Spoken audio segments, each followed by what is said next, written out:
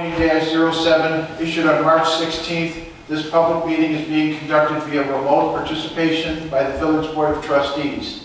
Most importantly, based upon what we know today about the coronavirus pandemic and prudent precautions as a result of this meeting being conducted in a way to provide a maximum amount of protection to our board, staff, and our community. We apologize for any inconvenience to anyone, but we ask for your understanding and compliance temporarily. Please note the agenda and supporting documents on the village's website at www.homerglenil.org. Thank you, and this meeting is now called to order. Could we all stand for the Pledge of Allegiance? I pledge allegiance to the flag of the United States of America and to the republic for which it stands, one nation, under God, indivisible, with liberty and justice for all. I'm glad we all got together on that. Madam Clerk, could you please call the roll? Trustee Gray. Present. Trustee Holtz. Present. Trustee Rogers. Present. Trustee Suisse. Trustee Suisse. Present. Trustee Pesnino. Present. Trustee Varian. Present. Mayor Yugich. Present. Okay, are there any amendments to the agenda? Mayor, this is Sharon, and since I have a couple of questions, I'd like to remove G5 from consent and put it into legislation items so that I can ask my question.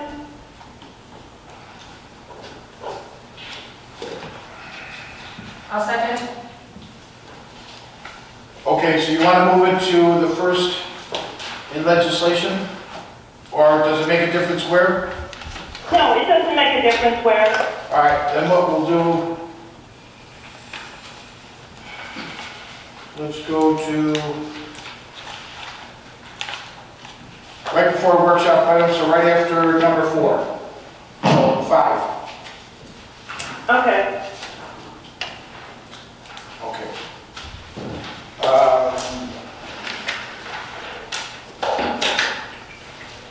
You want to do a roll call or voice vote on that? Voice vote's fine. Yeah, all in favor? Aye. They say anything? We'll just say that. All opposed? Motion carries. All right, reports and communications from the mayor and other officers. Village Hall closed until April 7th at the direction of Governor Pritzker. Executive Order number 2020-10. The Village Hall will be closed until April 7th. All police administration and non-emergency calls should be directed to the Will County Sheriff's Department at 708-301-9274. For emergencies, call 911. The Will County Sheriff's Department personnel will continue to respond to service calls and patrol the village of Homer Glen as they do currently under our existing contract. Essential employees will continue to monitor our village facilities and parks. Department emails and voicemails are being checked regularly and will be responded to based upon priority. Please note that Village Hall phones are not being answered on a daily basis. However, residents and businesses can leave a message and staff will return the phone call. The village is updating our website with important local, county, state, and federal information. Please subscribe to our website, www.homerglenil.org, or follow us on Facebook to receive this important information. And if everyone could please understand, I don't think we've hit the tip of the iceberg on this coronavirus yet. And it seems to me like people just aren't paying attention to what they're supposed to be doing. Stay at least 6 feet away from everyone. Stay hydrated. Wash your hands as many times as you can, and don't touch your face. That's what they're saying are the essentials on this. So with that, we'll go to the village trustees, and we will start with Trustee Gray. Thank you, Mayor. I have nothing to report on behalf of Homerfest other than that we continue to make our plans. But I did want to mention that Trustee Rogers and I were speaking the other day, and Trustee Rogers' grandmother is in an assisted living village, and my father-in-law is in a similar situation out in Plainfield, and we were discussing how we can't get out to see these people. And we were essentially on lockdown. And so we started kind of brainstorming on an idea for, we started talking about how many seniors we have here in the village, between Victorian Village and Marion Village. We wanted to see what we could do for them. So we kind of came up with an idea here, and you can see it up on the screens. And for those at home, we will be putting it on the website and out on Facebook. But we came to the conclusion that, with all the kids at home from school, it's a great idea for them to maybe put together cards and art projects for the seniors to show them that, they're a vital part of our community. And we're going to encourage them to make cards, art, whatever they can, uplifting, and drop them off here in the secure drop box that's being installed at Village Hall. And Trustee Rogers and I will collect those and deliver them over to Victorian Village and Marion Village. Both of those facilities have been contacted, and they are enthusiastic about this program, so it's not that they would not accept the items that the kids make. So, and I'd just like to echo your sentiments, Mayor. People are not taking this seriously, and they really should, because it's probably more avoidable than people know if they would just follow the rules. And social distancing, wash your hands, and take it serious. And that concludes my report. Thank you. Thank you, Trustee Gray. Trustee Holtz. To echo Trustee Gray's sentiments, apparently people were playing basketball at Youngest Park today, and while that's not a village park, parents, please encourage your children to stay home. And, while they may appear to be the size of adults or maybe be 18, they should still be staying home. Thank you. Thank you, Trustee Holtz. Trustee Piazmino. No report, Mayor. Thank you, Trustee Piazmino. Trustee Rogers. As far as the parks are concerned, we're still trying to move forward with the new park at Glen.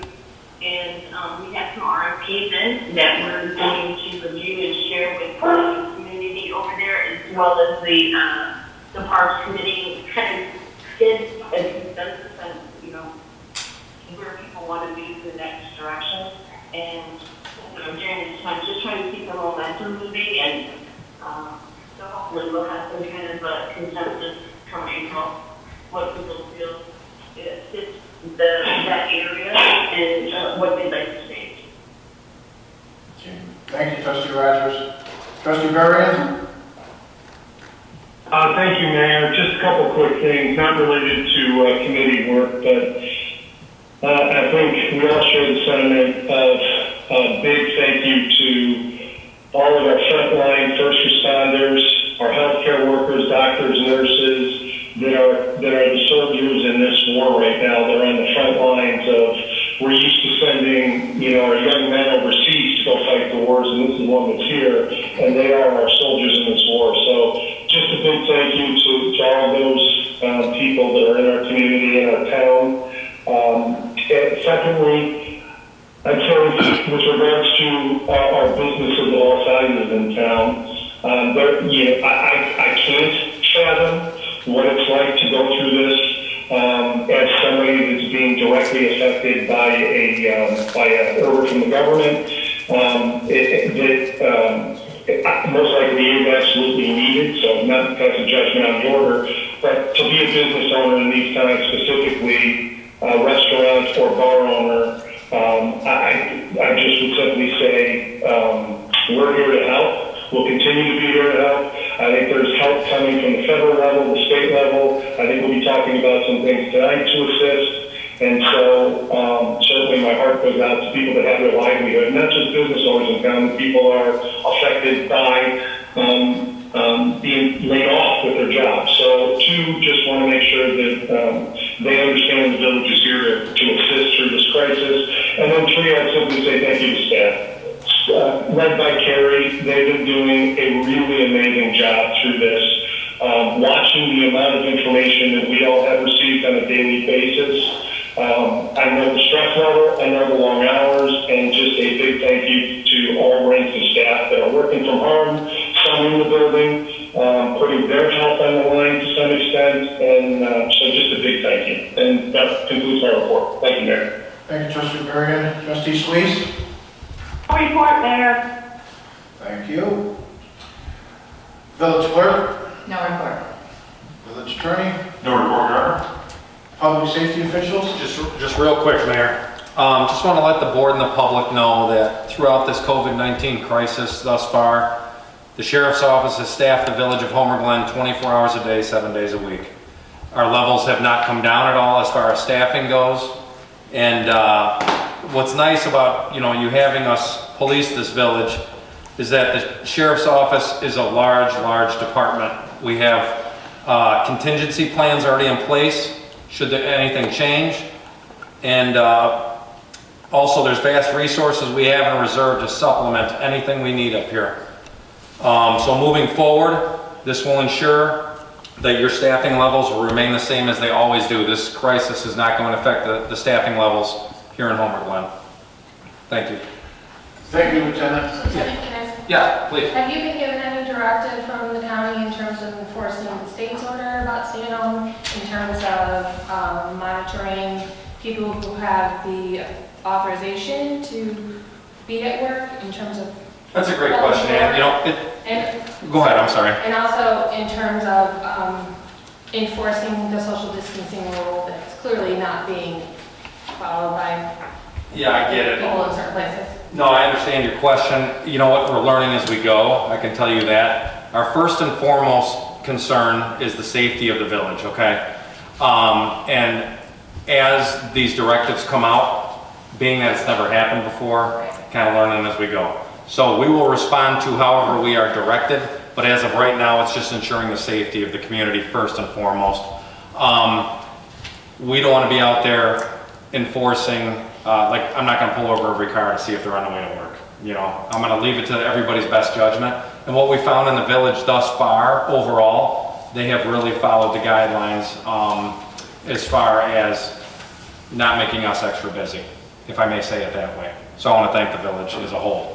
I can talk to you after too to kind of explain where we think it's going. Well, I just want to thank you guys. Sure. You're also on the front lines. I appreciate that. So, thank you. Thank you. Stay safe. Yeah, thanks for working with us, everybody. Thank you. Thank you. Village manager, No report, Mr. Mayor. public comment? No one here. Next will be the consent agenda. All matters listed under the consent agenda are considered routine by the village board and will be enacted by one motion. Is there a motion to approve the following items? 1, the accounts payable for the period of March 13th, 2020 through March 26th, 2020 in the amount of $431,868.66. The treasurer's report of cash and investments for the periods ending February 29th, 2020. A motion to waive building permits for improvements to the residence, accommodate a disabled veteran. A motion to waive building permit fees for the Homer Township Road District for an electric generator, storage facility, and interior renovations. Number 6, a motion to approve a contract with HR Green for design and construction engineering services for the 2020 drainage improvement program in Woodbine subdivision on Eagle Ridge Drive. So moved. So, A second. okay, Mr. Mayor, number 6 was removed from the consent earlier. 5 is number 5. Oh, yeah, number 5, yeah. We're going to bring that out at the end of the legislation. So we have a motion and a second. All in favor? Aye. Aye. All opposed? Ayes have it. Okay. So we're going into legislation items. Oh, wait. Let's see.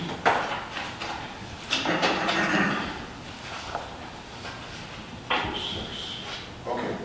We're going to legislation. Assumption Creek Orthodox Church temporary Class E liquor license.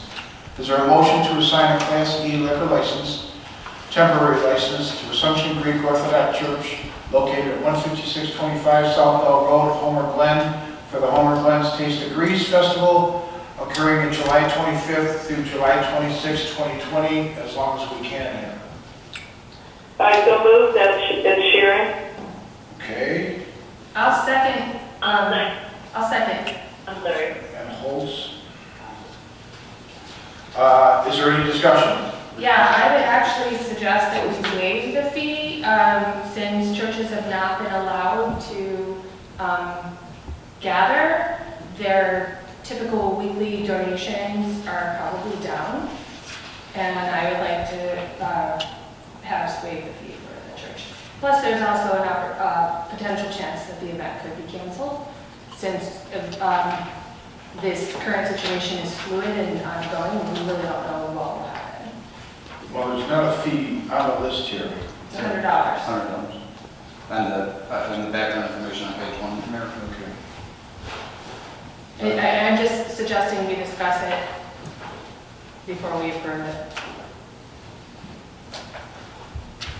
I'd be fine with that.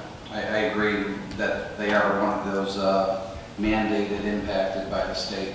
And, you know, anything we can do to help bring back some level of normalcy after this crisis passes, I think should be given, given its opportunity. Trustee Gasparino? I can speak on it because I hold a liquor license, but I agree with Trustee Olson and Trustee Gray. Okay. Sharon, would you be willing to amend your license, or your motion to waive the $100 fee? You're coming in as an echo. Would you be willing to amend your original motion to waive the $100 fee? I'll amend it, but I don't think it's necessary. I think we could just vote on it, but I'll amend it. So, Trustee Barry, are you okay with it? Yeah, I can hear you. Yeah. Trustee Rogers, are you okay with waiving the $100 fee? No, I totally support that. Okay. I amend my second. All right. So the amendment is we're going to approve the liquor license and we are going to drop the $100 fee. Thank you. All in favor? Aye. All opposed? Okay. All right, why don't you make a roll call on this one? Sure. Trustee Holtz? Aye. Trustee Rogers? Aye. Trustee Suisse? Aye. Trustee Varian? Aye. Trustee Pasmino? Have to recuse? Trustee Gray? Aye. Motion carries. Number 2, increasing the number of Class B liquor licenses. Is there a motion to approve ordinance number 20-006, an ordinance amending 83-68 of the Code of the Village of Homer Glen, increasing number of Class B liquor licenses issued within the Village of Homer Glen? It is understood that the number of Class B liquor licenses, restaurant and bar, will increase only by 1. So moved. Trustee Gray, Second. I'll second. Trustee Holtz. All right, discussion. They do understand that for right now, they can't even open. So if this is, are we trying to get the ball rolling for gaming? Yes. Okay, just so everyone understands that's what this is all about. We have a motion, is there any other? Mayor? Yes? Beth Rogers. I would like to say that I did have some discussion with the village manager, and I do believe that, and she agrees this is something that we need to look at, because the intent of the 6 months is to have businesses opening and operating, and we understand that they're a viable business. So while I'm fine with this, but it is something that we need to look at as far as our ordinance. Respectfully, given the circumstances of what's going on in the state and the fact that bars and restaurants cannot open and have diners going in, I'm actually going to be bringing this issue up under the small business package. I think we need to look at this as a big picture and what this whole shutdown is going to mean economically for not just the businesses here, the businesses that exist, but the businesses that want to open. They've put in a significant amount of financial commitment to us. They will not qualify for our aid package. they need all the help we can get, and I don't see them getting that from the state. That's my personal opinion. So I understand where Beth is coming from that standpoint and the intent of the original ordinance. But by the same token, to delay approval for what they're trying to do will only hurt them, and it's, quite frankly, no skin off our back. And, go ahead, sorry. Well, as I said, I do support this, and I'm fine with this. I'm saying in the future, once we're past this time that we're in, it's just something that we need to look at, because it goes against the intent that was made for the 6 months. Again, I agree. I would support it. I have no problem with it. It's something that we need to just look at in the future. I hear you. Thank you for clarifying. I appreciate that.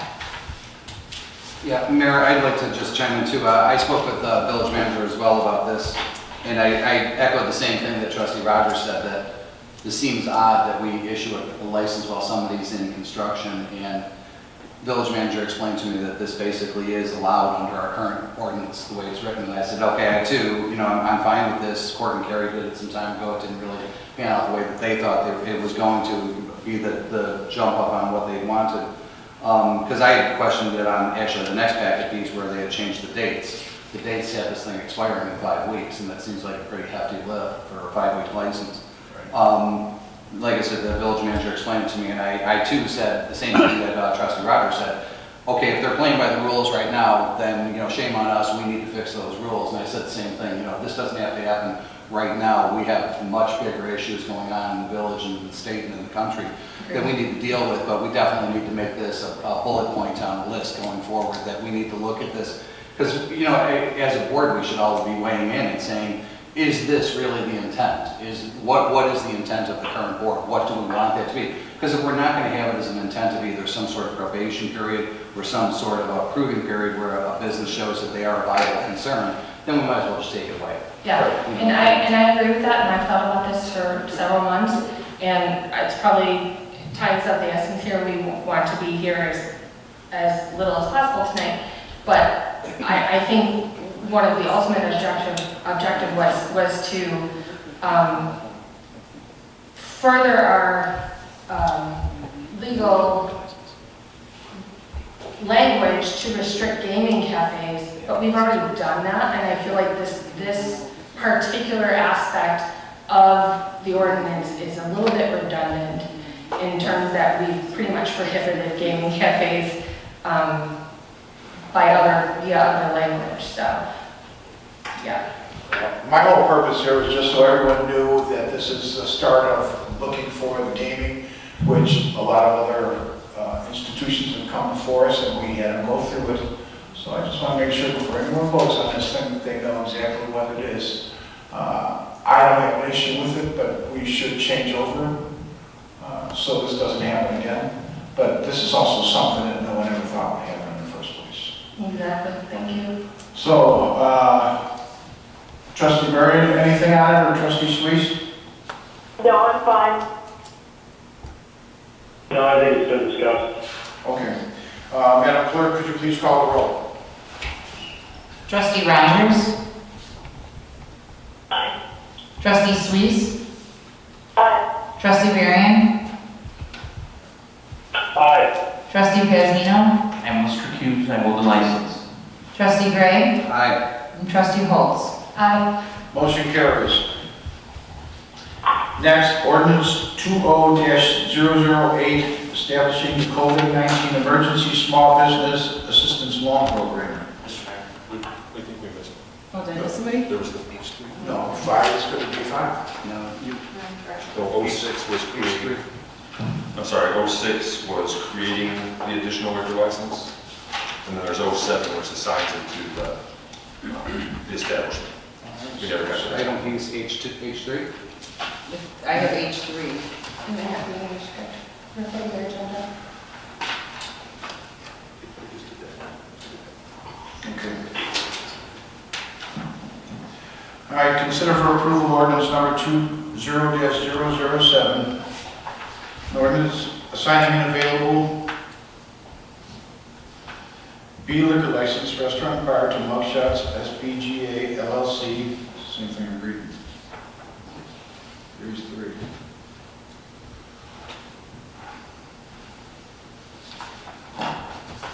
What was saying? Well, I think the one before was, the previous one was 06, which created a new liquor license, and then the following one assigns it to that particular.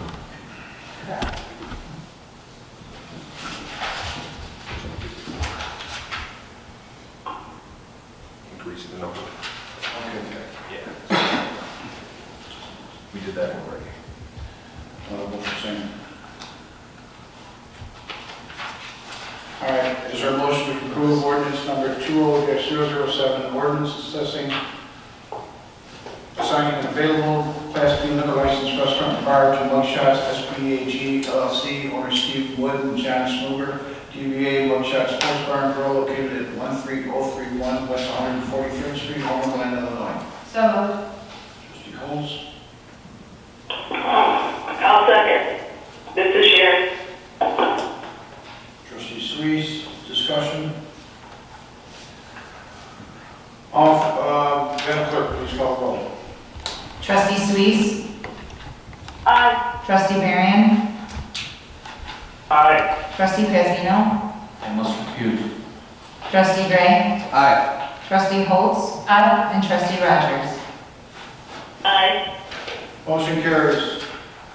Number 4, is there a motion to approve ordinance 20-008, an ordinance establishing the COVID-19 Emergency Small Business Assistance Loan Program? So moved. Trustee Gray, Second. Trustee Casmino, discussion? Yes, Mr. Mayor, before we delve into this, since the agenda and the finalized packet has been distributed to us via email for our opportunity to review and comment, as the fluid situation continues to evolve, several of our liquor license holders, restaurants in town have decided to cease operations until the governor's order has been lifted. This financial impact on them has been huge. Coinciding with all of this is the fact that our liquor licenses expire at the end of April, and they have to pay the fee for their annual licenses, which varies between $1,500 and $2,000.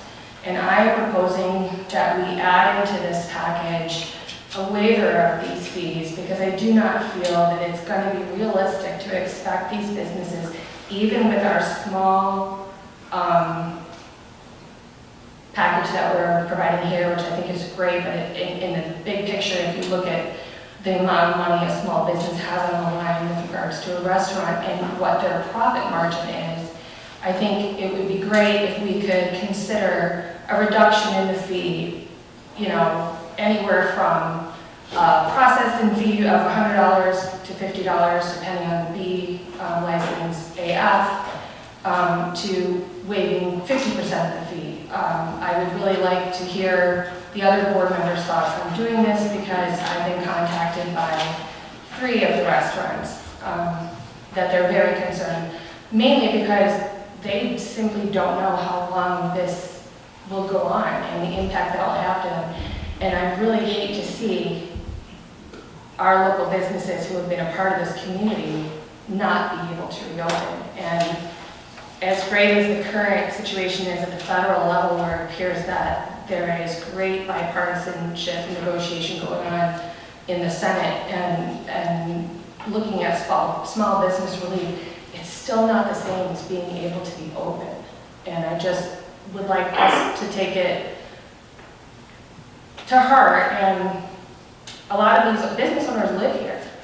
So I would like to hear what the other board members think about that. Trustee Gray? I'm a little vexed on that one, to be honest with you. I think we've done a lot of work putting together this local, village-based small business assistance program, which can be up to a maximum of $10,000, $5,000 the first month, $5,000 the second month. And really, when when we were all discussing this, and I know we haven't had the opportunity to do it as a board, we were doing it one-offs and a lot, through the conduit of the village manager. It was envisioned that, when a business closes down, and to your point, Trustee Holtz, it is dramatic. It's we're all going through this. This is a cross to bear for all of us, no doubt. But the idea behind the local assistance program was that if you shut your place down, you can get out from under your payroll. If you're not paying your people, that's unfortunate, but that is the reality is that those people are not being paid. So you can get out from under your payroll for a good portion of it. You can get out from under money of your utilities because your place is shut down. A couple of things you can't escape are your rent or your lease payment and maybe your insurance payments and things of that nature. And then, so the small amount that's available like almost immediately when you think about it at the local level is really, in my mind, was envisioned as, let's help get them over that hump and get them back. I do have a bit of a problem with just waiving the liquor licenses because this is a substantial amount of money, and really when times do return, a liquor license is an opportunity for a lot of other things. It ligatures right into the gaming fees and everything. So I would certainly, and that was the first I heard about it, so I'm just kind of thinking on the cuff. But the first thing I thought was, I think I'd be very open to, I know I'd be open to, like what the governor just did for the state of Illinois, where he pushed the income tax filing to July, and I believe the federal have done that as well. Maybe we should push off, and then we can kind of see what that program looks like and see how some of these businesses are doing. So I would be very, very supportive of moving the deadline, because I don't know, what is the exact deadline for the liquor licenses? April 30th. So if we moved it from April 30th to say August 30th, I'd be okay with that, or some other date that we can all come to agreement on. But I think we are doing a lot of work already with the SBA local village-based assistance program. So to address just a couple things, I think there needs to be some kind of processing fee in the interim, and I would absolutely support postponing it. I would like to hear from Clerk Nansky-Troike. I'll just say this. I've been in the restaurant industry for 10 years, and I know a lot of business owners, not just here, but all over the Chicago suburban area, simply because of my connection to the industry. And in many cases, for an independent mom-and-pop small business restaurant, their fixed monthly cost is in the range of $30,000 a month. So while I think what we're doing is really awesome, and I see the village stepping up in a way that a lot of other communities aren't, and maybe perhaps other municipal entities should be. I think we need to really think about this long hard, and I do apologize for kind of springing this on you. That was not my intent. It just kind of came to me over the weekend and evolved over the last couple of days, and I'm still going over and over in my head because at the same time, we operate on a fixed budget, the village, and I don't want to see anything to negatively impact us, but I already see that happening. So it's like where to find that balance. So. One thing, if I can add, Kim, you had mentioned postponing the liquor licenses to a later date. The issue with that is if it's not the problem of actually getting the license. So, for an example, if a restaurant was to get their license earlier, it'd be the problem of paying it is what the issue is. It's because their income isn't coming in right now.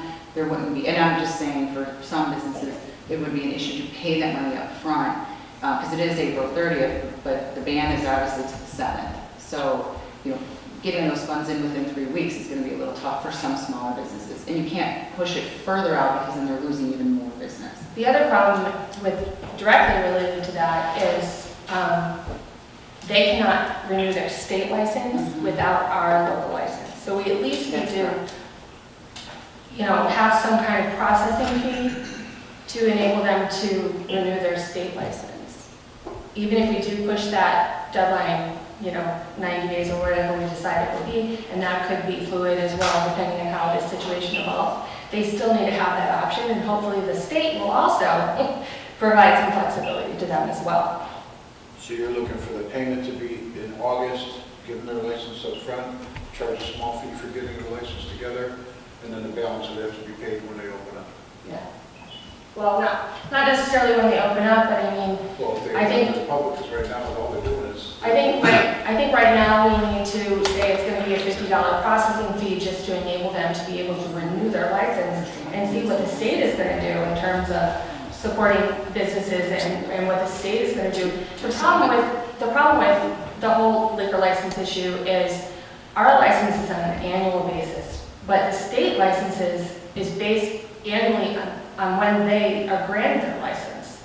And so we have licenses that go January, February, March, April, May, June. They're all year long. The state is not on an annual basis in the same way that we are on a calendar annual basis, if that makes sense. So I can give an example with Konos Farm in the wedding business. We had 6 weddings canceled.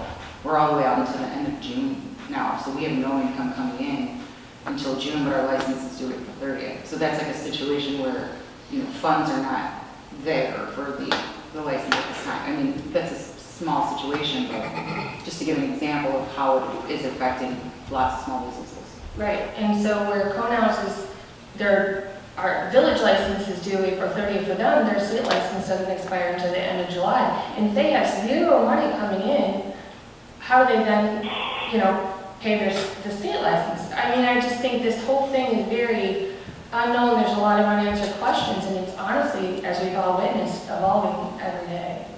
So it's whatever we can do right now in the interim to ease that burden on them might take a little weight off of their shoulders. I understand what you're trying to say. I don't think it's a bad idea. But the other issue is they are open, they can serve food. We already agreed to let them sell wine and beer. So they do have something coming in. It just depends. See, we don't know what their expenses are. Can I speak on that, even though it's alcohol? Oh, sorry. With what Trustee Gray had said, it makes sense. You know, we don't charge a lot of taxes. We basically live off the sales tax. So, and we've already chopped our budget because this year we know we're not going to get the sales tax that we're needing, and that affects the village. The same thing with the businesses. If you wanted to do a small charge to get at least the paperwork done, and at the end they would owe the amount that they owe, I don't think there would be a problem. In that case, they could even go into the guideline of here where we pay for it with the money that they would borrow from it, and they're responsible for it. Mayor, can I make a suggestion? Can you hear me okay? Sure. Okay, I'm not necessarily opposed to anything that's been mentioned here, and I think they're all, you know, potentially good ideas. The only thing I would say is maybe tonight we deal with the issue at hand, and if the deadline is April 30th, the next meeting would be April 8th, next board meeting, is that correct? Correct. April, I think the 7th. April 7th? Okay. But 2 weeks from now, I would simply say we don't know yet what is in all of the federal, state packages. The federal package, which I'm told will include forgivable loans. So that's not even like zero interest. That is potentially the business just never pays it back, almost like a grant. But I've not seen any final language in what the final federal bill is going to be. And I think, again, it certainly hasn't been voted on or passed. The state is also looking at some things, and I'm told that the federal government is also, in addition to what they're likely to pass in the next day or two, are going to pass additional packages in the next couple of weeks. I was told that by a congressman today. So my simple suggestion would be, we've got time if the deadline is April 30th.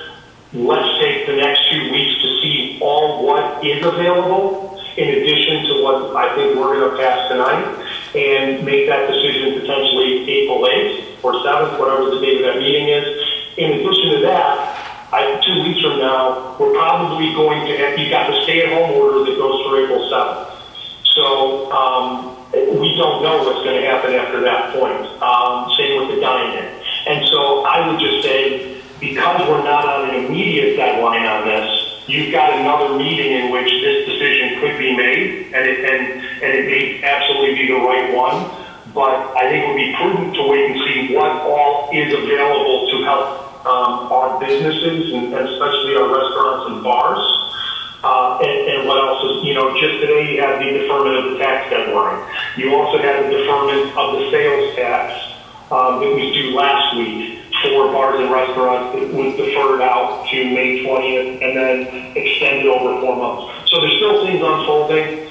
I would simply just say, maybe we're best voting on what's on the agenda tonight while we continue to see and have a better idea in 2 weeks. And I can fully appreciate that I won't be there for that.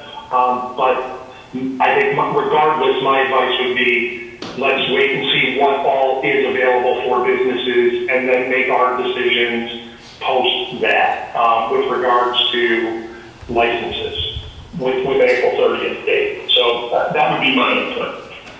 This is Trustee Sweet. Well put, Trustee Darian. I totally agree. I think we should just deal with what we have now. We have 2 meetings in April, whether it's April 8th or the 22nd. I think there's enough time, and I think it's well, you said it well, just wait to see what the state does. I don't think we have to jump the gun right now. Get this small business assistance loan in place, work on that, and see what happens after the first of the month. So is it our intention? Trustee Rogers. Sorry. I want to say that. Go ahead. Sorry, go ahead. Looking at the news today, the governor seems to be doing, as much as we can from here. The village has been amazing. We're doing as much as we can in that some. And I think to just kind of wait and see. As you know, things change every single day. So I would, concur with Trustee Darian that we need to, move forward with this and look at this at the next board meeting, because our lives could change by then. We don't know what it's going to be, and I'm concerned how this would impact the budget. Okay, I just want to clarify 2 things. Are we talking about having an April 8th meeting in the same format as we are now? We're not talking about canceling it? No, at this time, we were just planning on continuing to move forward like we are now. This works, and it still meets all the requirements of our Open Meetings Act, so our intent was to continue to hold board meetings. We did recommend canceling the committee meetings for the month, and anything that would typically go to those committees for action items would just bring forward to the full board. Okay. And then my second point is I'm not talking about all of the liquor licenses, which I believe are like 33 or 34. I'm talking about specifically to the restaurants that hold A, B, and F licenses. And even if we did the maximum amount, which is $2,000 for 30 restaurants, that's only $66,000. That's a dent in our budget. I'm talking about just those restaurants, not the liquor stores, not the grocery stores, and not the gas stations that have the ability to sell liquor. I'm talking about a fraction of that amount. And secondly, or thirdly, we've already discussed allocating $6.3 million to the park. So I think there's a little wiggle room there, and I think it would send a very strong message to our business community that we are here for them. If I'm in the minority, I'll accept that, and if you guys want to continue it to the next meeting, then I will be quiet. Thank you. May I speak now, Your Honor? Sure. Thank you. I know I hold a liquor license. I'm going to be honest with you. I'll waive the help. I don't want it. I'd rather give it to my fellow business owners. These people need help now. And I know a few people on the board have the luxury of waiting. But these people need help now, and we need to start looking at those things now. We still have to wait because this isn't approved to where we can give this to them. So we need to approve this first. I agree with what Trustee Darian had said. You have the federal government and you have the state that are all trying to work out things to be able to get everyone past that point. And right now, if they can't get through a few weeks, then there's a bigger issue for that. So why don't we wait to see what they are going to do, because a few weeks is a lot of money, Your Honor. I I own a business too. I'm not. You're not shut down. I am shut down. Auto repair shops are not shut down under the essential order by the governor. Don't tell me how my business works. I just tell you what the order says. Enough. So we'll wait, if the board concedes on this, we'll wait until we go through this, figure out what it is, find out who needs what, and then see what works. Mayor, can I just real quick, I just want to reiterate, I haven't heard anybody say they're against it.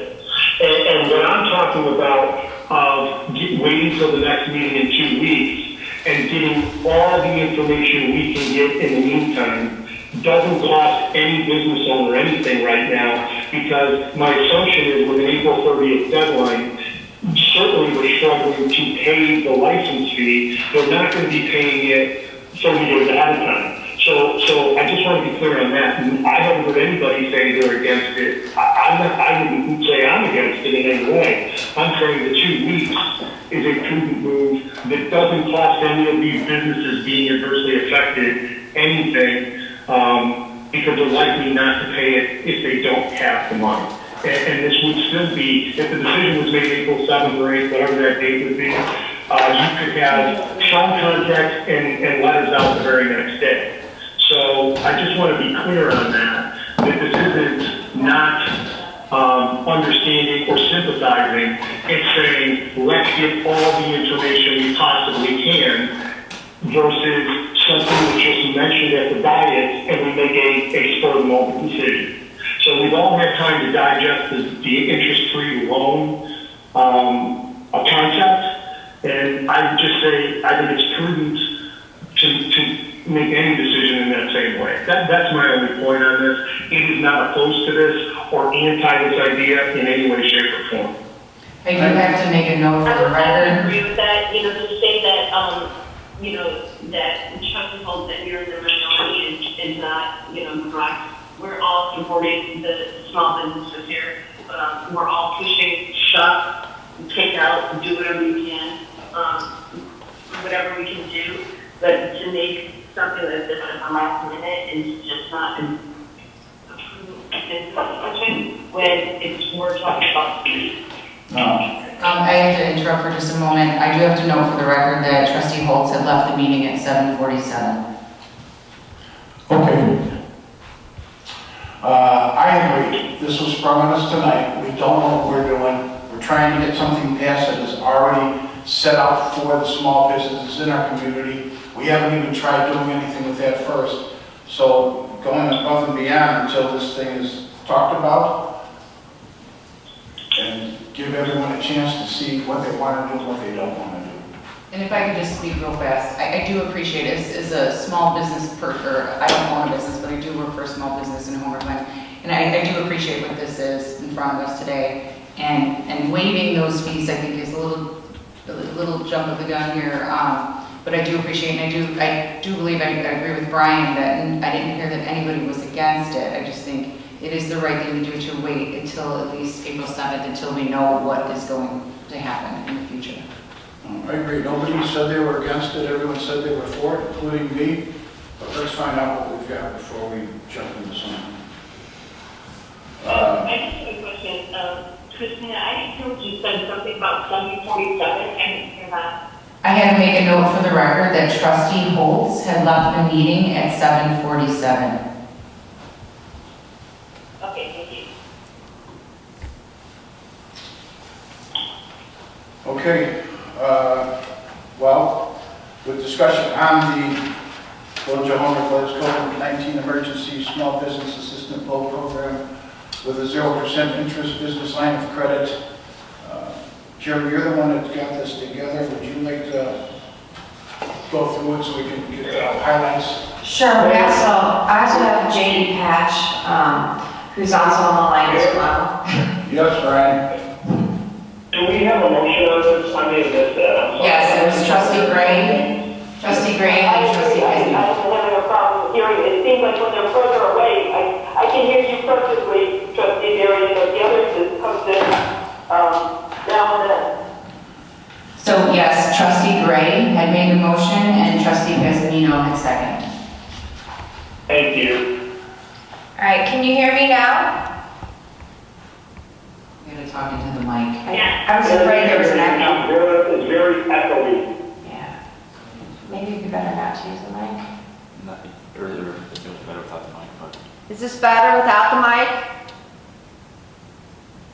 Yeah. Okay, so I won't use the mic. So, Mr. Mayor and the board, staff has put together a program that we believe can provide immediate assistance to our small businesses in Homer Glen. You all have weighed into it. We appreciate your help. We appreciate your feedback and suggestions.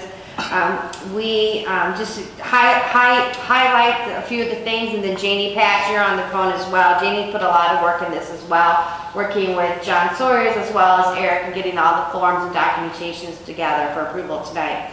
Basically what the program is doing is it's setting aside $150,000 worth of funds that would be available to our small businesses who have been negatively impacted by this national emergency that we're all facing. They would be eligible up to $10,000 per small business, and they can get the first part of that will be $5,000 for the first 30 days, and then for the second 30 days, if they need an additional up to another additional $5,000, they would be able to apply for that as well. It is a 0% interest line of credit. It does have to be paid within 12 months, and the program right now is being offered for the next 6 months. That can all those things can be further extended by approval of the village board. We have a process in place where we are able to directly wire the funds to the business once we receive all the required information. We are requiring personal guarantees from the owners of the businesses. We're requiring a 30-day credit report that they have to submit as well. And then we also are requiring the signing of a loan agreement as well. Some of the businesses have already contacted the village. They've heard about this. We did a previous press release as well to let them know that we're working on the details that would be considered tonight by the village board. And I do anticipate starting tomorrow upon approval that we will start getting applications put forward to staff for review. We're here to answer any questions you have. We recognize there's always inherent risk when we're setting aside funds. We're very fortunate to be in the position where we can do this. We are still financially healthy. We anticipate we will continue to be financially healthy. And this is money that we were, we had a surplus, operating surplus for the last 2 years. And so we're going to take some of this money to help our small businesses. The first priority will be for those that were mandated closed, like our local restaurants. And then from there we'll go to other commercial businesses, and then the third tier would be non-commercial businesses such as offices and things like that. We will process, it is our intent to process these very quickly. We'll keep track of everyone who applies, and we'll stay in constant contact with the village board to let you know. But what we are not requiring is each one of those to come back for board approval. The dollar amounts are low enough where both the mayor and I can sign off on getting the funds out as quickly as possible with the help of John Sawyers and Janie. But we will keep a list, and we will report to you guys on a weekly basis on who has applied for the loans, what the status of the loans are, and also tracking the money as well, as the funds available. Any questions? So I think Mayor, I just want to say that I appreciate everything that you, the mayor, are doing and the village is doing to just support these businesses. I mean, I think we're doing the right thing as far as just being there for them and just kind of embracing the whole community. I think it's a great thing. Yeah, I agree. This is Trustee Gray. I couldn't agree more with Trustee Rogers. We're doing as much as we can with limited resources and as quickly as we can. I think we really streamlined this and made it easy, like village manager said. This won't have to come back to us for every opportunity. The mayor and the village manager have the authority to sign off on these dollar amounts. So this will streamline this, and this again goes back to what I had said earlier. This is really, let's help these people get over. My rent is due right now. I obviously want to have a going concern when I come back. I want to be able to put the lights back on, but let me get my rent or my insurance paid out. And if this does go any longer, this is not necessarily intended to be the long-term solution. This is the bridge that gets you from today, the crisis day, the day the governor mandated that all these businesses be closed, and it bridges you to get to maybe an SBA program, or what Trustee Burien said, some of those federal programs or those state programs. Then some of those might even have, complete forgiveness, and that could be an even better opportunity for some of these businesses. So I think that this is a great, quick opportunity to help these businesses bridge that kind of really uncertain time. We're all certainly in uncertain times right now, and we don't know when the next shoe is going to fall, but this, I think, can help maybe a business owner say, or at least I've got one thing off my list, now on to the next one. So I agree, and thank you to staff, mayor, everybody for putting this together so quickly. Thank you. Are there any other questions on it? No, Mayor, I think it's a fantastic thing.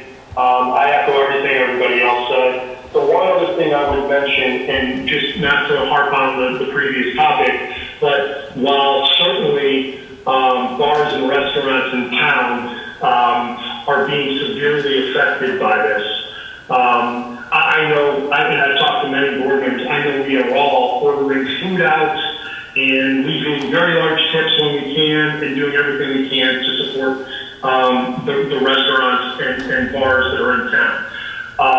There are, and this is why, this is just something else I thought about, why it may be more prudent to wait 2 weeks. It's not just bars and restaurants, right? Hair salons, nail salons, there are other things in town that are just closed right now. And so I think a program like this right now opens it up to every business that's adversely affected in our town. And that's just an example of why I think before we make rush decisions, whether they're good or bad, it's why it's worth taking the time for the 2 weeks to decide on others, because there may be something we're not thinking about while we're all sitting on a phone and sitting around the dais. And let's think about all of that. In the meantime, a program like this benefits every business in town that needs to take advantage of it. And if we needed to look at expanding this, I think for me, myself, I'd be open to that. I think others would be. But I think this is a great first step. I think we were quick on this to get ahead of it at our first meeting, to put it in motion. And so thank you to staff. They've done a great job on getting something up and available. And I do hope it truly, sincerely hope it benefits businesses in town. Thank you, Brian. We appreciate it. Did you have something? Well, at the end of the day, I mean, we were speaking about liquor licenses, that's why I only kind of directed my comment to that, but I do agree that, yeah, there are a bunch of businesses, there's a lot of different businesses other than restaurants and liquor. I think this is a great program. I think it was very quick, and thank you for putting that together to all the staff. It's just, talking to all the different businesses, not just in my business, people are panicking. And, Mayor, you made the comment, if you can't afford to be out of business for 3 weeks, something's wrong. That's completely, I think, insensitive. So that's all I have to say. Well, then what happens is that you get the layoffs, you get everything else that goes along with it. Right now, they don't have the employees that a lot of people have. I still have, for my body shop, I still have 10 employees, which I had to cut down. My brother works with me, my son works with me, and I work. None of us take a paycheck, because we can't take a paycheck in order to make sure that the rest of the help is taken care of. I'm not going out for anyone to help me out. This is my problem. So, as for the restaurants, we're trying to give these people as much help as we can. And that's why when this was thrown before us, because that's exactly what it was almost like it was baited here, that the restaurants, you have to do this. I go into the restaurants a lot too, and I talk to them and ask them, what can we do for you? And they're all telling me that they're okay, they're happy that I gave them a liquor license to be able to sell it. And the same thing with your restaurant. Everyone you got a chance to sell alcohol with the food right now, and no one had that in there before. We're trying the best we can for all these businesses. But if we give everybody something, then everyone in this village suffers. We can't spend our money like this, but why don't we see what happens with the government. Charles has been talking about all kinds of things, Pritzker's been talking about all kinds of things. Let them get this stuff out, and in the meantime, we've got this thing approved, and we can start helping out the businesses that are here in Homer Glen. Well, I hope that's the case, Your Honor. You've heard everyone up here, every trustee, and the ones that are online, and myself. We all want what's best for the village. That's what we're here for in the first place. So are there any other comments on this, or we want to go for a roll call? So, Okay, we'll call could you it. please call the roll? Sure. Trustee Gray? Aye. Trustee Rogers? Aye. Trustee Suisse? Trustee I'm sorry, is Suisse? that me? Unless you're married to Sharon. Trustee Suisse? Did we lose you? I think you called my name, yes. Trustee Varian? Aye. Trustee Pasmino? Aye. And Trustee Holt's left, so. Okay, motion carries. Who's ever letting their dog out? Stop.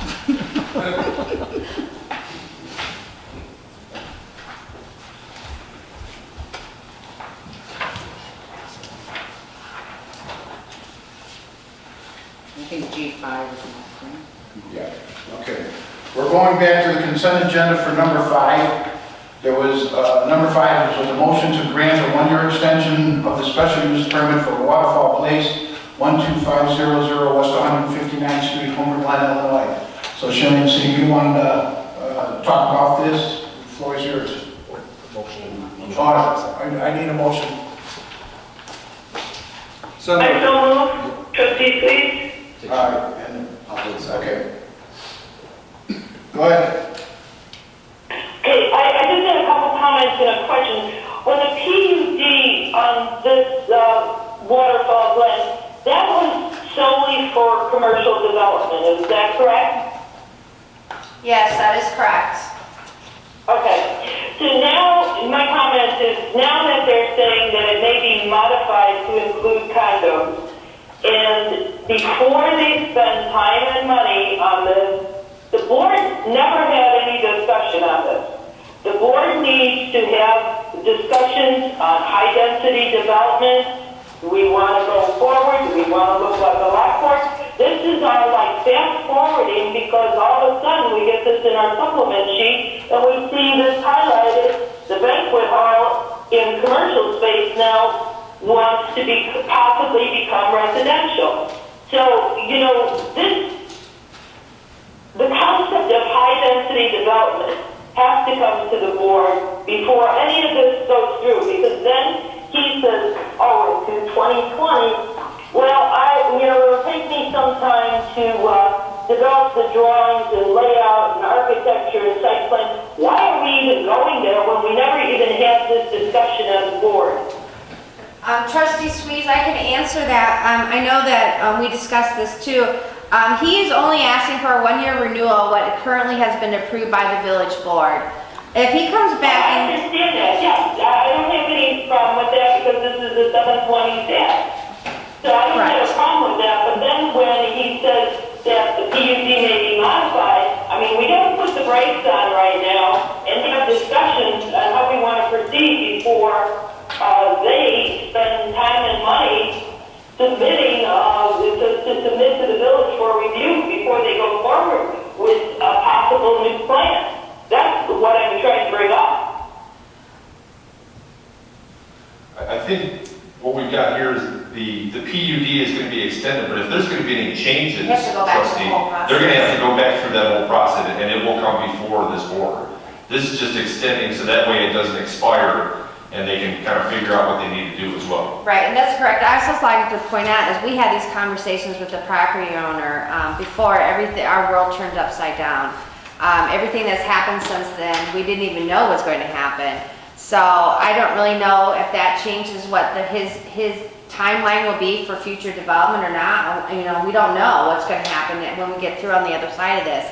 So he came in, he met with staff, and he said, listen, I'd just like to preserve what my legal rights are to do under what was currently approved by the village for 1 more year. And we said, that seemed like, granted, I do acknowledge it's been extended a number of times, but we didn't see a reason not to bring that forward. This did not go through, obviously, this is something that would have gone through A&F, but we know that we're going to be canceling the committee meetings for April, which is why we just brought it straight to the board. When we met with him, we told him that, you know, if he was going to make it a mixed-use development, and he was going to introduce residential to that those are things that would have to be considered by the board. He hasn't showed us any concept plans on what that may look like. If he begins to start working on concept plans, just like any other project, we would bring those forward to the board before he got too far along to get, you know, what do you guys think about these things? He also has been very actively involved in the whole comprehensive plan update that we're going through right now. And they've been part of those conversations about the very issues that Trustee Swees has mentioned: height, density, you know, multi-family zoning being brought back. So those are all things that he knows that we've had those public conversations during the last year on, and he's been involved in those things. So I think he's thinking as we continue to involve and figure out where that final comp plan is going to be, he's watching to determine whether he has the opportunity to change his plan. And if he does choose to do that, we told him you have to go back through the zoning approval process to do that. Mayor, I would just say that I'm open to like development in Homerglen. Like whatever that might be, we have to listen to it and be a part of it. And I think that over the years, as I said, this has been like 7 years. So his initial 7 years ago has probably changed now because the dynamics of our world has changed. So I'm open to keeping this open so that we can continue to bring, you know, development into the town, whether it's residents or businesses or whatever that may be. Well, I don't have any problem with extending the extension. I mean, we did that for Mr. Gass, 10 years in a row. I mean, that was not the issue that I wanted to bring up. All right, did that answer your question, Sharon? Yes, it did, Mayor. Thank you. You're welcome. Is there anything else?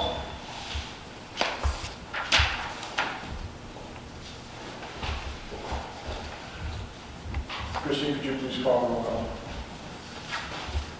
Trustee Gray? Aye. Trustee Holtz? Trustee Rogers?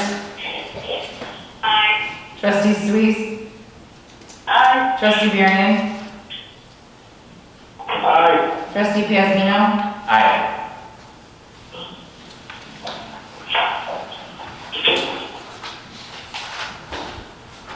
Also, Christine? Yeah.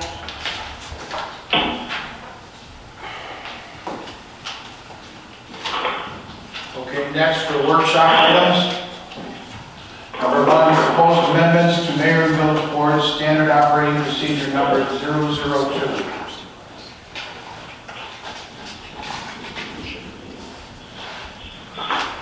Mr. Mayor, I'm going to let Finance Director and Treasurer Sawyers walk you through these workshop items. They all kind of dovetail together. The first one is our annual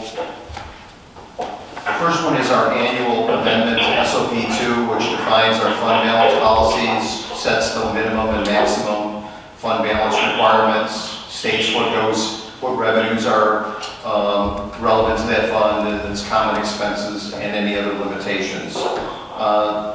This policy was changed in September when we early retired the general obligation bonds. This annual change now has a couple significant things in it, and one of them is that we're adding a new fund called the Water Management Fund.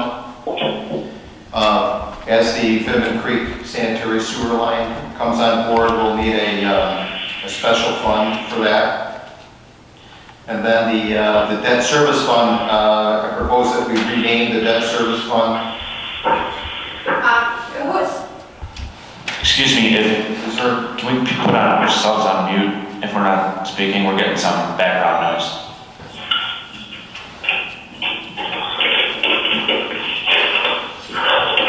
We're getting more background noise. Not less. Let's turn it down, mute. Can you you mute your microphones? It's much better. Thank you. Thank you. Okay, the second big change is that we're proposing to change the debt service fund to the title of Home Rule Sales Tax Fund. It'll change its accounting type from a debt service to a special revenue fund. Also, we're stating that the fund now allows for fund transfers and future debt retirement.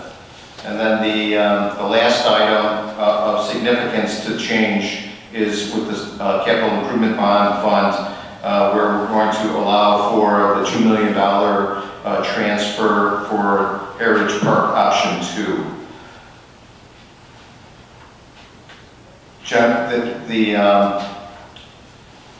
I've updated all the proposed or the projected balances, tweaked a little bit of language, and for clarity. And those three items are the three big changes. Is there any questions on that?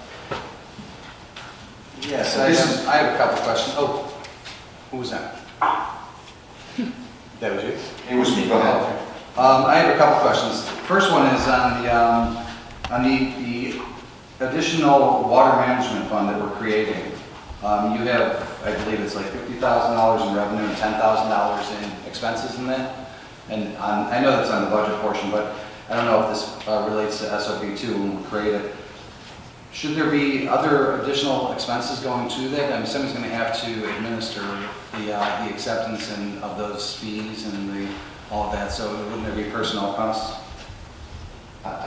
Yeah, I think you're right. I think there could be some professional fees involved with that. It might. I'm really talking about I'm a bit at a loss because that comes from an engineer. Those are just place setters. Those dollar amounts are estimates. But the engineer agreed that they're probably acceptable at this point.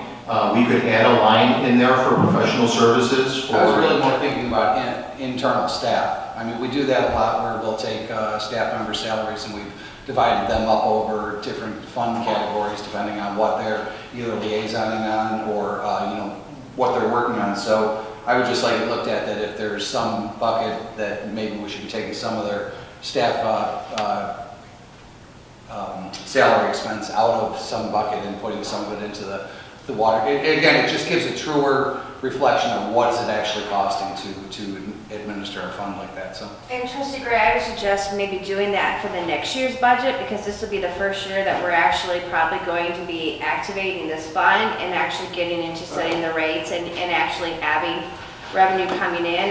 And that will give us a year to get it kind of underneath our belt, and then we can really track what our expenses are going to be, and then in the next year's budget, if we need to start allocating some direct costs for like our engineering personnel services or even contractual, we could do that for the next year budget. Clerical or administrative. Yeah. So, okay, that's fair enough. On the special events fund, it says in here on the purpose, you've included and other special events.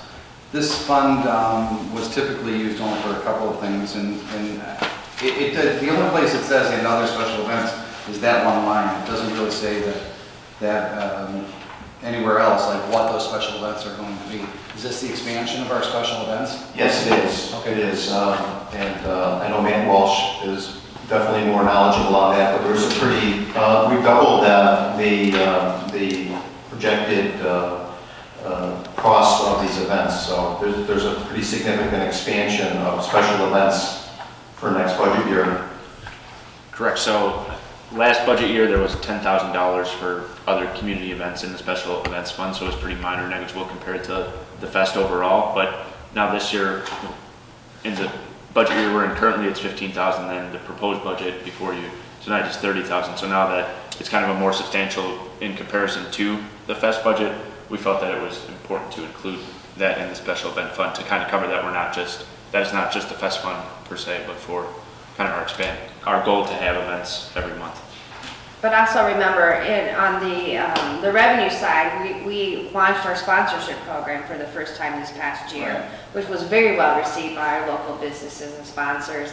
And actually, we're bringing in more money on the revenue side than we were the previous years as well. So we're hoping that eventually we'll get to the point where we can cover a lot of our special event costs by the sponsorship program.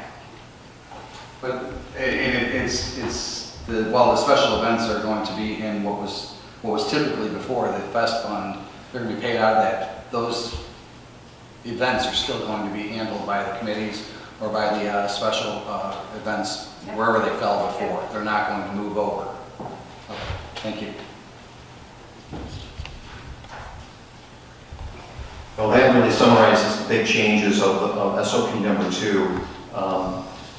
It is just for review. I'd like to bring it back at the next meeting, and if you have any comments, you could reach me and see if we can fit them in. But it does piggyback into our next item, if there's no more questions on this. Are there any other questions? Anyone online got a question? I'm good. I'm good. Okay. John, what else do you have? Okay, so item I2 is the proposed discretionary general fund reserve transfer. As per standard operating procedure number 2, currently we're forecasting, at least a week or 2 ago, we were forecasting a $700,000 surplus in this fiscal year's operations. And as we've done in the previous years,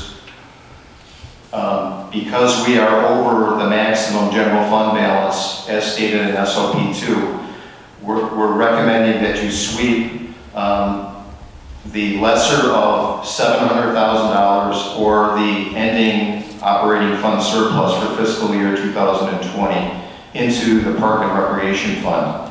Chances are it will be less than $700,000, but we've done that in previous years. If we do that, we will still be over the maximum fund balance per SOP 2, which states that we should keep in 6 months worth of expenditures in fund balance. So if you're okay with this procedure, we would still be over the 6-month measure after the surplus transfer. This is, again, going back to the financial health of the village. This says a lot about the financial health of the village, is that we're able to maintain our fund balance reserves, which is critically important for the village long term, and still be able to do this transfer. Now, we recognize it may be less than what we projected, but there still will be some surplus there. I'd also like to mention that when you go out for bonding, the underwriters really hone in on this particular policy. And if you stay at the max, it helps get the great bond ratings that the village currently has. It's also important not to go too far over what your general reserve fund policy is going to be, because you don't want to look like you have too much cash on hand. And believe it or not, there have been instances in other communities where they have too much money in their general fund balances, and then the question becomes is why are you continuing to raise additional money? So this is a good balance what we have. And in the proposed budget for next year, you'll notice with the current light of what's happened in the national economy, John went back and we cut our revenues and our expenditures. So what we have proposed to you tonight for review does not touch these fund balances. They will still stay there. So we worked within our existing confines of what our revenue projections would be. We cut those projections down, and then we also took a look at our expenditures so that we would never have to go dip into these reserves. Thank you. John, is there anything else? I like that we're not dipping into anything. Well, this is just a really nice thing for the village to be able to do, especially going into a rough year. But it is a really good tactic for maintaining your fund maximum balance and also sweeping the equity over where it needs to be. Yeah, no one knows what this year is going to be. No one knows how bad this is going to be, how good it's going to be. I think it's going to be horrible, but we got to get over it. So we're doing the right thing. Okay, did you have anything else, John? No, that leads into the proposed budget for next fiscal year. And you know, I thought I was doing you all a favor by giving you the document early at A&F, but it has changed significantly since that point in time. I did provide kind of a roadmap as to how this document went from A&F on March 4th to its current state. And like Harry said, on March 4th we had a $700,000 surplus. Well, that's gone. We've reduced many of the revenues, sales tax, income tax, and also cut a lot of the expenses. And currently, the general fund now is still has a balanced budget, but there's no surplus, no sizable surplus for sweeping to other funds. So it follows the same format as the previous years. So I'm going to dig right in, and please stop me if you have a question. I'd really like to just cover the highlights, because you know there's probably 300 line items within the budget. If you do want to discuss some line item, I'd be happy to tonight or later for that matter. But I think the intent here is to get this document online tomorrow, publish a notice so that it is available for public inspection, have a public hearing at the next meeting, and maybe even pass it at the next meeting too. So I'll get right into it, okay? So actually, there's 10 existing funds now. There will be, and item 7 is really going to be the home rule sales tax fund. This particular schedule shows all of the revenue expenses for all of the funds, and the key is the bottom. There's proposed revenues of $13,965,000 versus expenses of $20,963,000.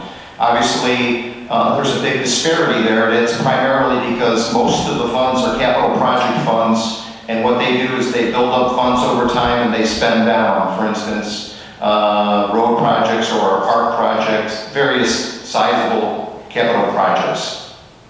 It's common. So the village 10 funds budgeted revenues, as I said, $13.6 million. That pie chart just shows the allocation to the various funds. It's very similar to previous years. The 10 fund expenditures were $20.9 million, and the lion's share of it is the general fund with the road improvement intergovernmental agreement and the sheriff expenses.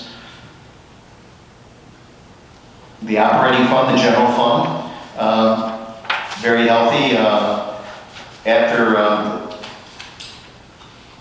So we had a proposed opening balance of $5.3 million with revenues of $9.3 and expenses and transfers just a little bit less. I think the surplus is about $15,000 for this budget year. There's the next schedule is the revenues and the percents that they represent as of total revenues. Not a big change. We did see a huge increase in income tax last year, and we've chopped that down sizably, as well as sales tax.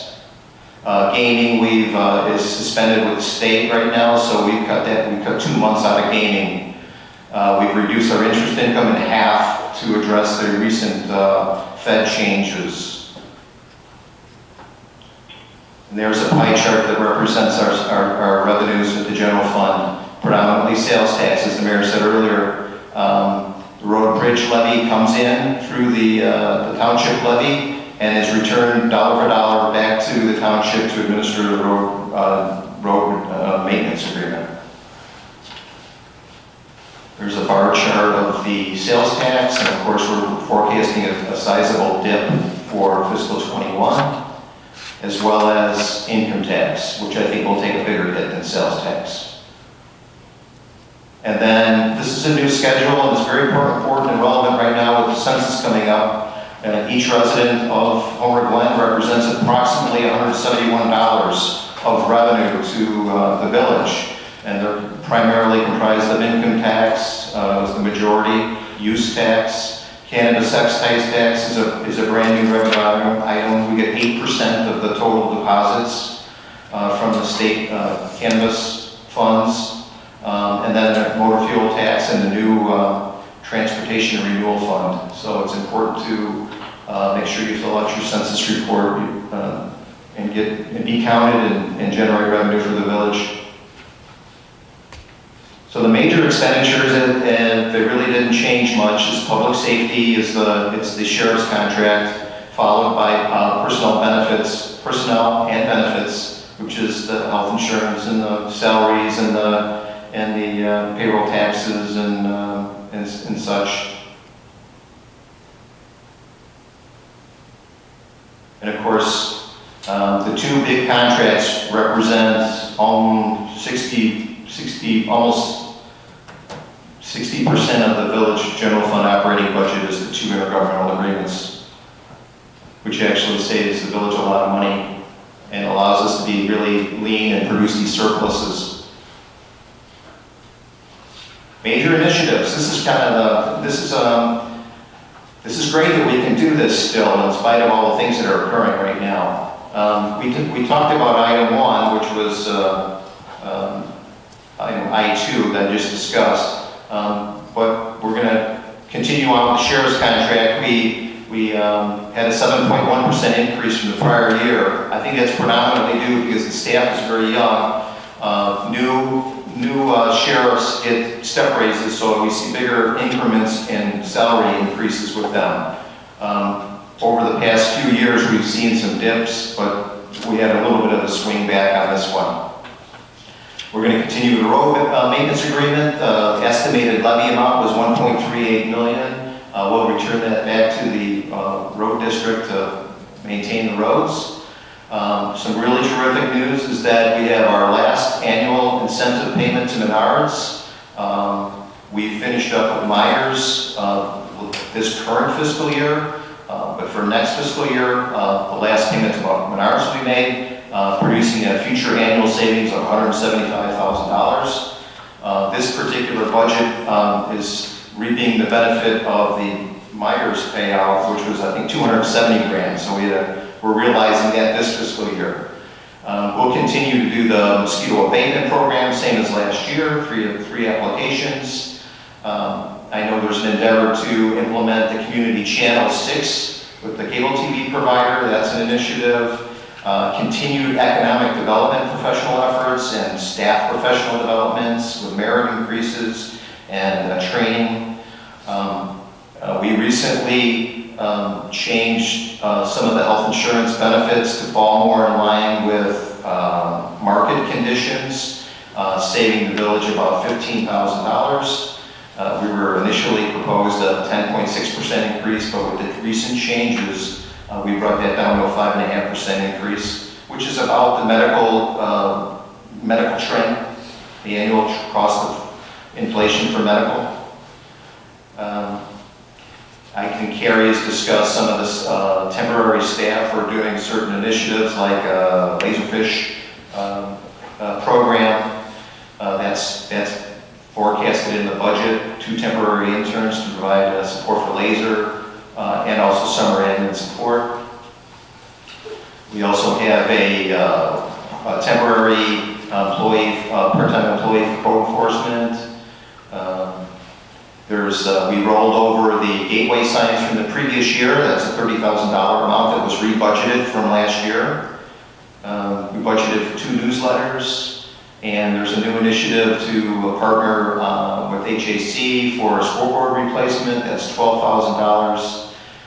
We've consolidated the information tech accounts from the departments into one particular area so we can get some better cost analysis, hopefully get some better savings as we can quantify our IT costs a little better.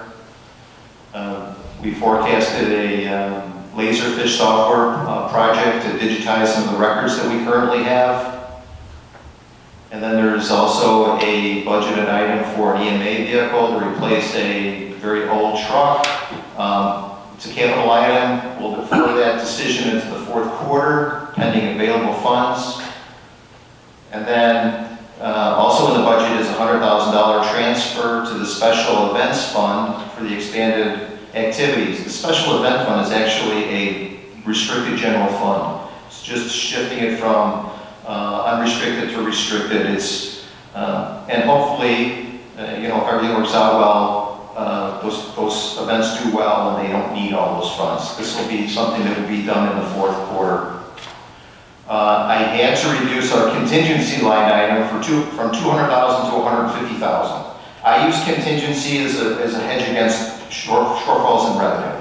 It's not, it could also be used for unexpected or emergency purchases, but I really we've been fortunate. It's another hedge against missing our revenues. Those are the major initiatives for the general fund that has a surplus currently projected at $15,833. I track a lot of the different revenue items on a month-to-month basis compared to the previous year, and I can keep you up to date on how those revenues play out for the next 6 months, and keep you abreast of how our revenues are going in relation to how they were last year, because a lot of these revenues don't allocate on a 1/12 basis over the year. So some of them are, a little bit like a roller coaster. So I do variance reports on all of our revenue items, and I can pretty much keep a close eye on where we're going in relation to our forecasted revenues.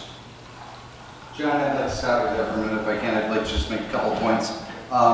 For those at home, I'm referring to page 17 of the printed packet piece. It's the general fund major initiatives where John has all the items numbered. So number 3 is the continued contractual road maintenance services with Homer Township Road District costing approximately $1.38 million. And, every time I see that, I always want to remind people, and, you hope the room is packed on the day we do this, and it generally isn't. But for those who might be looking at this budget either at home, I just want to remind everybody, that's really only half the number that it takes to maintain our roads. The Township Road District does levy a tax on our behalf, and they keep half of that, and half of it comes to the village, and we turn our half back over to them. So really that number is $2.75 million, something like that, and then we throw in a couple of $100,000 extra. So I just didn't want everybody thinking that the roads in Homer Glen are magically fixed for half the price that they are in other communities. So it's always worth reminding people. And another thing is just this is a great tool to see all of these budget line items, and they're so meticulously lined out. In number 11 in particular, where it says we budgeted $8,612 salary and taxes for one part-time temp code enforcement officer. That's not something you see in any other municipality. Yeah, when you open up a newspaper or watch the 10 o'clock news, it's always about runaway salaries and things of that nature. So I think this is being very cost conscious, and again, there are certain things I always think that need to be pointed out and applauded, and when they are. This could have easily, staff could have come in and said, we need another body. We need another full-time, and that person would have been sitting around. But instead, everybody here is always frugal-minded, and they think, what do we really need? Do we need another body sitting around full-time? So hats off to staff for bringing it forward. There's a number of other items in there, too, for part-time where those numbers are very low. So good job. Thank you. Thank you, Trustee Gray. Any other questions on the general fund? Well, actually, this is kind of nice schedule that follows the initiatives, which is the head count. I include elected officials and actually volunteers too. So we have the 2 admin supports that interims, and we also have the building department, 1 part-time. We're proposing an intern for special events, and then Parks is going to request 1 full-time and reduce their part-time staff by 2, but they're changing their the way they schedule their staff so they can get more coverage for these special events. It's a really smart way of doing it. So I hadn't provided this in the past, but I thought it was a pretty good picture because this village does quite a bit, and it does a lot with a little bit, and this really speaks to that.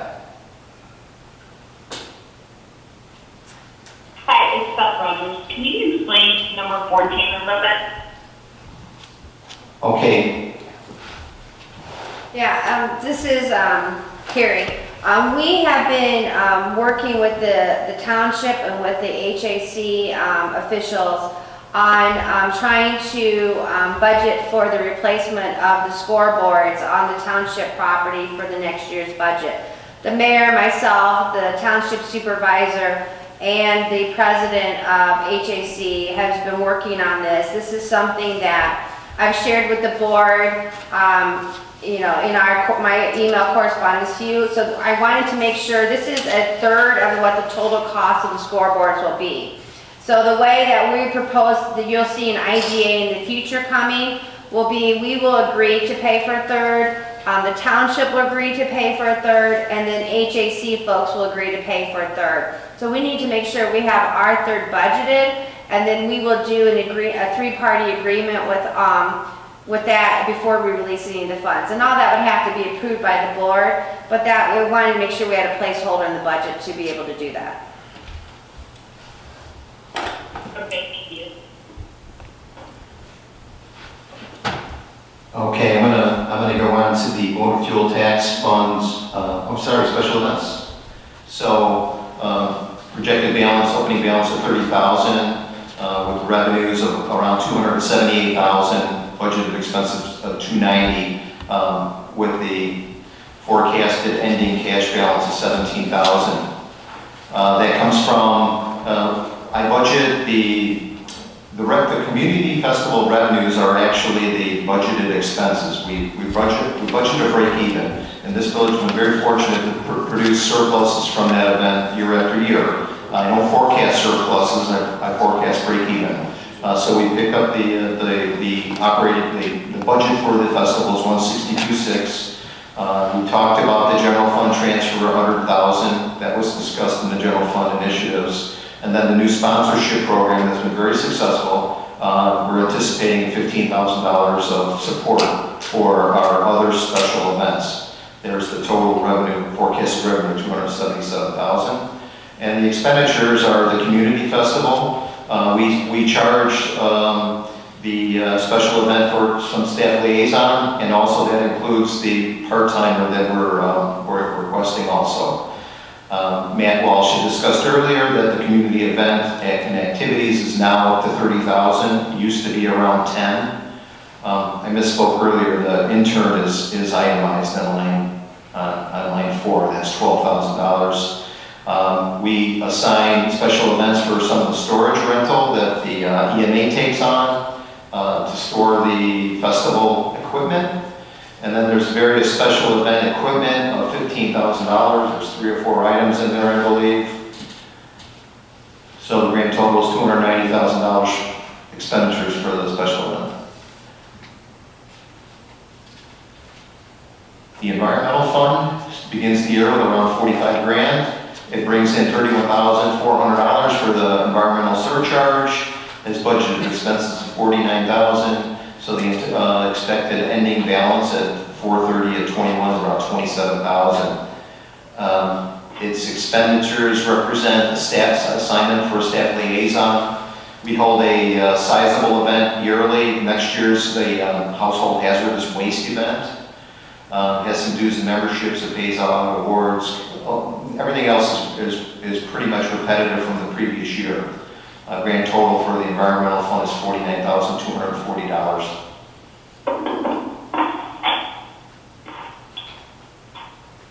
Water management fund is a brand new fund. It's an enterprise type fund, which means it's supposed to be business types. You should be self-sufficient over time. Shouldn't rely on any other taxes or anything like that. Place setter for the unknown, because the revenues include a one-time impact fee, recapture, and sewer tap-on fees. I think they're still working on the actual calculation of those amounts. And then the actual consumption revenue from the usage of the line is expected at, I guess, at $5,000. And then the offsetting expenses would be the consumption fee costs of $5,000 and just a place setter for maintenance. That's what this fund is going to do over time, is going to maintain the line. So we'll see how. Will that number slide over time as This the system is- gets older and? It will build up balances and spend it down rapidly as for. So the maintenance line, we're expecting to continue to build into the future in anticipation of any maintenance? Yes. Okay. The MFT fund is a special revenue, but it's more of a capital project fund because it funds sizable projects. We're expecting to start the year with about 360 grand, with revenues of 1.3 million and expenses of 1.1, finishing the year at about 540,000. The funds come from motor fuel taxes, which is a per capita. It's collected by the state of Illinois and it's redistributed back to municipalities based on population. We also get a small amount of MFT because we're considered a high growth community. And then brand new, maybe 6 months ago, the renewal fund, MFT renewal fund came about, and we're anticipating around $388,000 of revenue from that. Brand new fund for the MFT, which is terrific. I reduced the interest income down to 6 grand. I've reduced both of the MFT revenues to 95% of IML. And then at IDOT reimbursement represents 80% of the Phase 2 engineering of the 151st and Cedar Parker Road project. So total engineering cost is $400. We expect to get 80% of that back as a grant from the state, which is $320,000. We're currently in the process of gathering right-of-way for that. That anticipated cost is $250,000. Trustee Gray talked about some of the other items that we use to fund the maintenance road maintenance agreement. We give back $183,600 of MFT back to the road district. The other items are recurring in nature. They're the same items from last year. We just tweak them a little bit for cost of living. Streetlights, we rebudgeted the contingency item. We rebudgeted the street signage for wayfinding, and then Opticom and such. That total expenditures for the MFT fund is $1,140,000. Park and Recreation Fund begins the year with around 2.4, 2.5 million. There's budgeted revenues and transfers of 3.5, budgeted expenses of 5.7 million, ending cash and investment balance 4/30 to 21 is anticipated to be about 254,000. The initiatives for this fund are, according to that item discussed earlier, if we could sweep the lesser of $700,000 or the operating surplus from this fiscal year to the general fund, that would be great and go a long way towards funding capital projects. We've also discussed in SOP2 that we amended the capital project bond fund to allow for a $2 million sweep to fund the Heritage Park Option D park improvement. In addition to that, also discussed at previous board meetings where we were going to sweep $750,000 from the capital project fund, not the bond one, just the regular one, as part of Heritage Park Option D funding. And then there also is a $200,000 sweep that is forecasted from the Home World Sales Tax Fund. And then the big item is Heritage Park, Option D. And for fiscal 21, that amount represents 4.8 million. The total project was about 6.8 million. And what we're proposing is we're anticipating about 5.2 of that occurring this fiscal year. 4.8 of it will be paid out of the park fund. $400,000 will be deemed to be drainage related with the grading, and that will be paid for out of the bond fund, which allows for those type of expenditures. And then the difference The remaining $1.5 million will be paid for out of home rule sales tax from fiscal '22 on an amount of approximately 55% of the home rule sales tax. And that was all discussed at this funding slash Heritage Park expansion meeting. So that's the roadmap to where this all is. And that is option D that was discussed at the meeting. They're currently doing drawings for those. And hopefully, with the present state of things, when this goes out to bid, these numbers come back way lower. That would be really terrific. We'll have to see. But that would be nice if that was to occur. So the initiatives, following up with the initiatives, there's $200,000 set aside for small park improvement. They're going to fix the pavilion concrete at Owens Gate North Park. We discussed the staffing changes where they're going to go with 3 full-time maintenance workers and 2 part-time workers, and also stagger their starts so they can get more coverage of special events. And also save on overtime wages. Also within this budget is $16,000 for fence removal and replacement along the entire front of Heritage Park. $25,000 for bike trail repair at Stonebridge Park.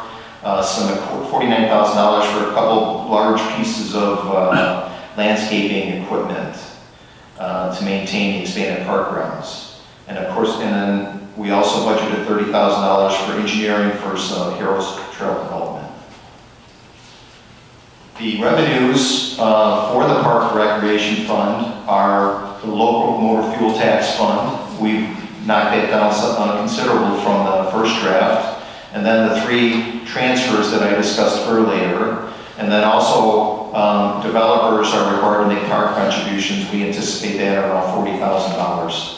I've cut the interest income in half, so the grand total revenues is $3.51 million versus the expenditures that I've discussed through the initiatives totaling $5,723,185. And then the new home rule sales tax fund, now that the village is debt-free, which is great. Currently, when we paid that off, we took an interfund loan from the bond fund to get us to the final amount necessary to retire those bonds early. By the way, we saved approximately $500,000 doing that. Currently, on May 1st, the home rule sales tax fund still owes the bond fund $928,000. So that's the negative starting balance. I hit home rule sales tax pretty hard with this last draft because groceries don't count in home rule sales tax. So, you know, sales tax is going good with the grocery stores, but that's probably not so hot with home rule sales tax. So that's anticipated to come at about $2.45 million. And then what I did is I forecasted a transfer to the capital project fund for the balance. Well, not for the balance, but I transferred an amount which would allow for the home rule sales tax to retain 10% of the total sales tax for the total home rule sales tax for that fiscal year. So those numbers are liquid. They're gonna go up and down. The capital project fund, this is not the bond fund, this is our other capital project fund. Starts the year with about $1 million, budgeted revenues and transfers of $1.2 million, budgeted expenses of $1.3, so we anticipate the year to end with about $917,000.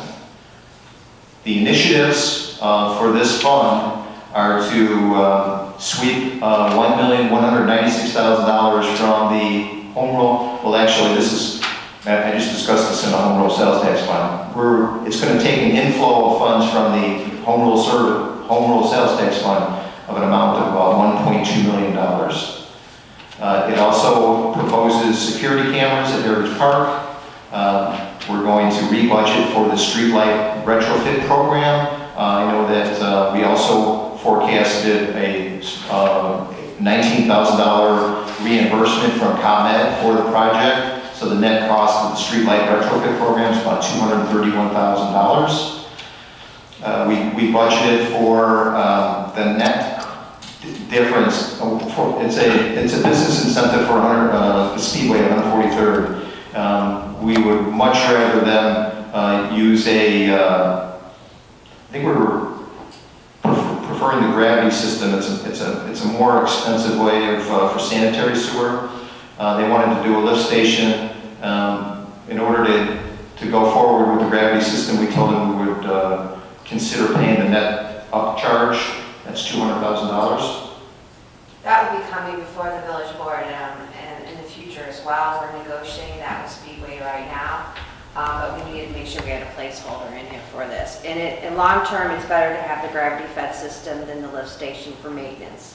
So our payback will be a short time frame. We'll provide that to you, which is why we went back to Speedway and said do the gravity fed system versus a lift station, because there's a high maintenance cost for lift stations. Yeah, all these initiatives that are in excess of $25,000 will require board action. That's the state law. We rebudgeted some inspection and maintenance costs for the Car and View lift station, and then we budgeted the $750,000 to the park fund for Heritage Park Option D funding. So those are the expenditures. They total $580,000. And then the last with the tree replacement fund, which is pretty straightforward. So we have $244,000 to start the year. It's got a little bit of revenue. I think it's interest income, and then budgeted expenses of $57,500 for an ending balance of about $192,000. It doesn't have a dedicated revenue source. It just gets its funds from the interest from its fund balance. And the two expenditures are the arborist and the tree replacement fund. We've reduced that down from the first draft because we haven't had the word desire. I'm trying to think of a good word. In some of our neighborhoods to do. Yeah, we've sized it down quite a bit because the interest isn't as great as we initially thought. So the last fund is the Capital Project Bond Fund, and that, of course, is the fund that received those funds from the 2012 General Obligation Fund. Believe it or not, it still has $8 million in it. It has budgeted revenues. It has no dedicated revenue source other than the interest that it earns from its fund balance. We've knocked that in half. It's $50,000 currently. The budgeted expenses are stormwater improvements. The $2 million for the equity suite for Heritage Park, option D. And then we have the drainage portion of Heritage Park, which is the drainage portion for the grading. That's just a guesstimate. I don't know what that number actually is. It's a place setter. We have the professional fees regarding the water transmission line acquisition. Those are budgeted numbers. That's a hard number for the next fiscal year. We still have a back charge from IDOT for the 159th Street improvements. They're very slow in billing out the last amount. That's $162,000. We rebudgeted the signage, $80,000 for signage. That's a carryover from the previous year. We have some professional fees for the master sewer plan, GIS, stormwater atlas. I believe we're going to belong to a different watershed group next year. The Lower Des Plaines watershed dues. That's part of our, I forget the acronym. The engineer would know, but it's part of that process. And that's for permitting, that's it. So the total budget expenses of $5,932,000, ending forecasted fund balance of $2,216,706. So and just to reiterate, that general fund operating surplus currently is at $15,833, balanced budget. I will continue to give the board updates on revenues as they come in, probably in three-month increments. If any adjustments are necessary, I'll definitely bring them forward to the board. The total budgeted revenues are 18.2 versus the budgeted expenses of 20.9. So the overall cash and investments fund balance at April 30th, 2020 is $9,636,190. I know that's a lot, so certainly I would welcome any questions now or later. Be happy to dig in and answer any questions you have. I just have one quick question for you, John. Thank you for redoing the budget after the one you gave us at A&F. Obviously, everything's coming to light day by day. And I'm just wondering, are we going to see significant changes in this if IML comes out with some guidance? Well, I have a seminar at the end of the month, I think it's put on my Project, that they're going to attempt to measure the impact of recent events on local government revenues. So we'll certainly be part of the going forward. I'll share everything I get with you on that. These are not going to be IML numbers, but so you know, the IML numbers are the use tax and the motor fuel tax and the income tax. Those are the three, I mean, sizable reductions to them. We'll just have to see how they come out. And as I said earlier, all these initiatives, especially this, you know, the bigger initiatives, they all require board approval, and you're gonna have not real time, but much more accurate data when those decisions come forward. Now, I am talking about the general fund in particular when we talk about these IML revenues. That's our operating fund. The other ones are capital funds. They build the funds, they spend them down. That's I'm not that worried about. It's the general fund is the big concern. Right, I'm just presuming that IML is taking the pulse of the state and how the state is anticipating, you know, all the programs that they're putting out there right now, how they're going to recoup that or how they're going to offset that. And you know, we've seen in recent months, in the last 18 months, you know, that they've come calling for some money from the local level, so. Yeah. Yes. So I would definitely, you know, that potentially could change the budget going forward. You know, this is the best.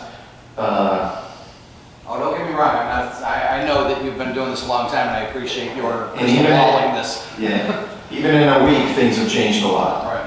So that's why I kind of want to keep telling you that I'm going to give you real time, not real time, but really current revenue projections as this goes forward.